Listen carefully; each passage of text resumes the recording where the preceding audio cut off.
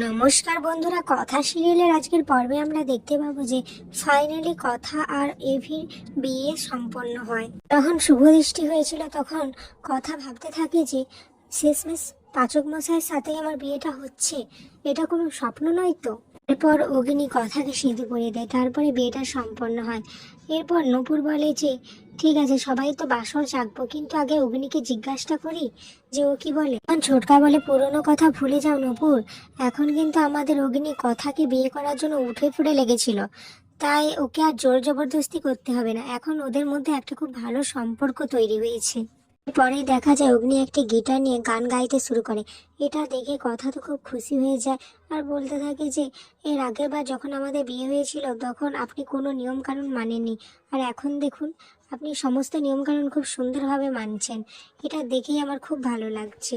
পর দেখা যায় সকাল হয়ে গেছে, অগ্নি আর কথা তো যেখানে বিয়ে হয়েছিল ওখান থেকে রওনা দিয়ে দিয়েছে গুহবাড়ির জন্য।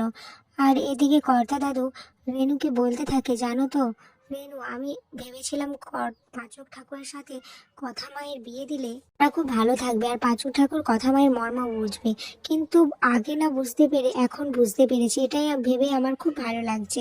তখন কর্তা দিদা বলে পুরনো কথা আর মনে করো না কর্তামশাই। তারপর বলতে থাকে যে কথা মার মতো মেয়েকে ভালো না বেশি কি থাকা যায় কর্তামশাই, কথা মা যে ভারী লক্ষ্মীমন্ত মেয়ে। এরপরই কথা আর অগ্নি তো চলে আসে, আর সঞ্চিতা যায় কথা আর অগ্নিকে বরণ করার জন্য। সঞ্চিতা যখন কথাকে বরণ করছিল তখন অগ্নি সঞ্চিতাকে বলে, মা তুমি খুশি তো? তখন সঞ্চিতা বলে, আমি খুশি হব না, আমি খুব খুশি বাবা।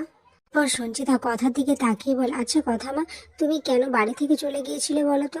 আমি অনেকক্ষণ ধরে তোমাকে জিজ্ঞেস করবো কিন্তু সেই সুযোগ হয়নি। এরপর কথা বলে, আসলে আমি কফির দোকানে গিয়েছিলাম, ওখানে তুমি তখন বলছিলে যে পাচক মশাইয়ের আবার বিয়ে দেবে, এটা শুনে আমি চলে গেছিলাম। তখন সঞ্চিতা বলে, আমি কি বলেছিলাম বিয়ের ব্যবস্থা করব, আর সেটা তোমার সাথেই করতাম, কিন্তু তুমি তো পুরো কথাটা না শুনেই চলে গেছিলে। সে যাই হোক, এখন তোমরা দুজন একসাথে হয়েছো, এটা ভেবেই আমার খুব ভালো লাগছে, খুব আনন্দ হচ্ছে, এটা আমি বলে বোঝাতে পারবো না। পর ছোটকা বলে, আরে বড় বৌদি তুমি চিন্তা করো না, এরা আগে যা ঝামেলা করতো এখন সেই ঝামেলার ইতি হবে, দুজনে এক তো থাকবেই। এরপর অগ্নি বলে, ঠিক আছে এবার তাহলে আমরা ভেতরে ঢুকি। পরে সঞ্চিতা কথাকে বলে দুধে আলতায় পা দিয়ে প্রবেশ করতে বাড়ির ভেতরে। তখন অগ্নি দুধে আলতার বাটির মধ্যে সে হাত দিয়ে দেখতে থাকে, এটা দেখে কথা বলে, আপনি কি দেখছেন পাচক মশাই? তখন অগ্নি বলতে থাকে যে আগের বারে কি হয়েছিল সেটা তুই ভুলে গেলেও আমি ভুলে যেতে পারিনি, তাই আমি যা করছি ঠিক করেছি। এরপর কথা দুধে আলতায় পা দিয়ে বাড়ির ভেতরে প্রবেশ করে। আর তখন সঞ্চিতা বলে, কথা মা আজ তোমাদের কাল রাতে, তাই একে অপরের মুখ দেখবে না। এরপর কথা অগ্নিকে বলে, দেখবেন পাচক মশাই আজ আপনি আমার মুখ দেখবেন না, কিন্তু আমি কিন্তু চাই না কোনোভাবেই আমাদের মুখ দেখা দেখি হোক আজ। ওর পিছিয়ে বলে, দেখেছো তো কথা, তোমাকে বলেছিলাম না যে বড় বৌদি আমাদের বাড়িতে থাকলে আমাদের বাড়িটা এভাবেই হাসি খুশি থাকে। এরপর অঙ্কিত বলে, বিক্রু আমিও কিন্তু আজ খুব খুশি, তুই কথাকে যদি আরো আগে মেনে নিতিস তাহলে আমরা আরো আগে অনেক খুশি হতাম। সবাই তো বাড়ির খুব খুশি হয়ে যায়, বিশেষ করে কর্তা দাদু। এর মধ্যেই কথা অগ্নিকে বলতে থাকে, পাচক মশাই আজ থেকে কিন্তু আমরা পুরো আইনতভাবেও স্বামী স্ত্রী। তবে আপনি যদি আমাকে বন্ধু ভাবেন তো আমি বন্ধুও থাকবো, কিন্তু স্ত্রীও থাকবো। এর মধ্যেই অগ্নি তখন কথাকে বলে, তার জন্যই তো বিয়েটা করলাম তোকে। এরপর কথা আর অগ্নি বাড়ির ভেতরে প্রবেশ করে যায়। তারপর সঞ্চিতা বলতে থাকে, আজকে রাতে আমি আর লেখা কথার ঘরে শুয়ে পড়বো, আর অগ্নির ঘরে স্যান্ডি আঁকি এরা ঘুমিয়ে পড়বে।